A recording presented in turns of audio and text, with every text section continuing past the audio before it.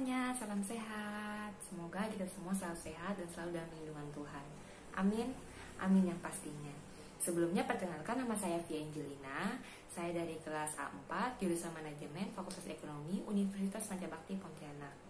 Pada kesempatan kali ini, saya akan menjelaskan sedikit mengenai SCM atau Supply Chain Management untuk mata kuliah Manajemen Transportasi dengan dosen penggapu Bapak Maulana Pilani Rizal.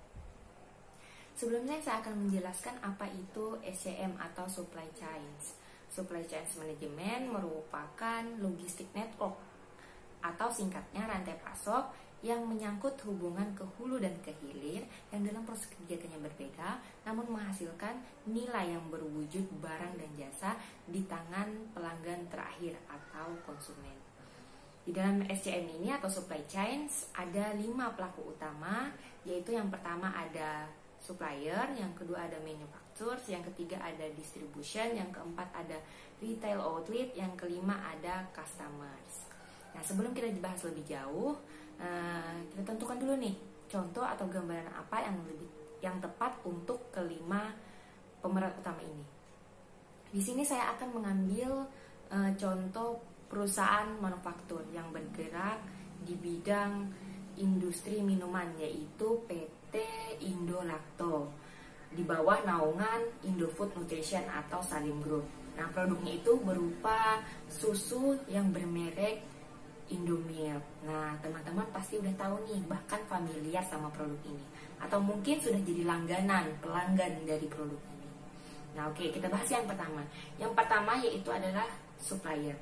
Supplier adalah jaringan pertama atau yang merupakan bahan baku, bahan penolong, bahan mentah, bahan dagang, suku cadang, dan lain sebagainya. Nah, tadi kan kita udah mengambil tuh contoh tadi PT Indolacto yang produksi susu. Otomatis kita tahu nih, bahan bakunya apa? Bahan bakunya otomatis susu. Susunya dapat dari mana? Susunya dapat dari susu sapi yang diperah oleh peternak sapi. Nah, jadi bahan utamanya adalah susu sapi. Oke, yang kedua ada manufaktur. Manufaktur di sini yaitu mengubah bahan baku menjadi produk jadi. Nah, tadi yang bahan mentahnya tadi yang kita tentukan tadi itu adalah susu sapi. Nah, bahan mentahnya atau bahan bakunya adalah susu sapi, kemudian diolah di pabrik, kemudian menjadilah produk susu, yaitu produk susu Indomilk tadi. Ada susu kental Indomilk, susu UHT, susu bubuk Indomilk, susu cair Indomilk, dan lain sebagainya dengan berbagai jenis rasa maupun yang originalnya. Nah, yang ketiga ada distribution. Distribution setelah di manufaktur tadi diolah menjadi produk jadi berupa susu, kemudian didistribusikan oleh distributor ke berbagai tempat di Indonesia. Nah, di supply chain ini memang banyak sekali pasti akan menggunakan distributor atau jalan distribution ini. Karena apa? Karena jika seandainya produk tersebut sudah selesai, kemudian dipajang di depan pabrik, dijual begitu saja tanpa didistributorkan, otomatis kan tidak akan memenuhi target yang diinginkan. Misalnya produknya udah diproduksi dengan menghasilkan produk beribu-ribu produk, berdus-dus produk. Nah, kemudian dijual begitu saja di depan pabrik, otomatis tidak akan efisien. Mungkin hanya ada orang di sekitar pabrik saja atau di wilayah itu saja yang dapat membeli, tapi yang di wilayah lainnya tidak bisa. Tidak mungkin kan mereka misalnya dari luar pulau, seperti misalnya di Kalimantan, kemudian hanya untuk membeli satu Indomilk harus ke Jakarta. Itu kan nggak logis. Maka dari itu perlu adalah distributor. Walaupun sekarang kita tahu, sekarang dunia era teknologi, semua memesan barang menggunakan teknologi. Tapi kan untuk dalam jumlah yang besar itu bahkan banyak kendala yang akan mungkin terjadi, dan mungkin jika seperti itu tidak akan memenuhi standar marketing mereka.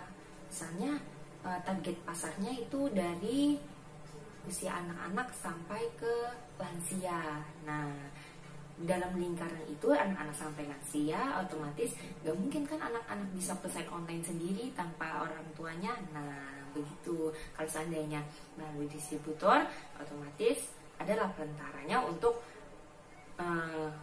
mungkin banyak produknya didistribusikan ke seluruh Indonesia.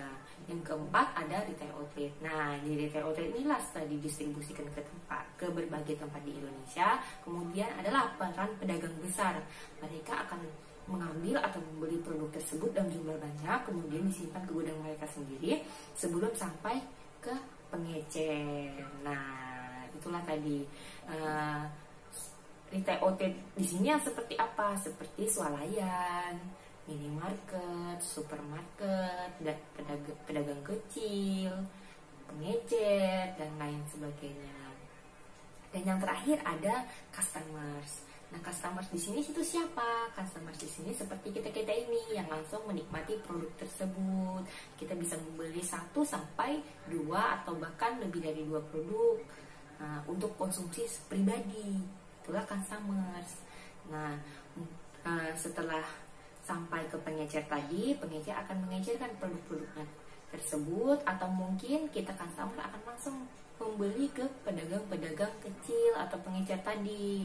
Nah, disitulah terjadinya supply chains dari supplier, kemudian supplier bahan mentah tadi, susu, kemudian diolah di pabrik, di manufaktur menjadi produk jadi, yaitu produk susu Indomie tadi, kemudian didistribusikan oleh distributor ke berbagai tempat wilayah Indonesia, kemudian retail outlet itu berperan untuk mengecerkan kembali produk-produk tersebut sampai ke tangan terakhir pelanggan, yaitu kita consumers. Nah, jadi teman-teman, sekian yang bisa saya sampaikan. Saya mohon maaf jika ada kata-kata saya yang kurang berkenan atau ada kurang kata. Saya mohon maaf dan saya terima kasih kepada teman-teman yang telah bersedia menonton video ini. Semoga video ini bisa bermanfaat bagi kita semua.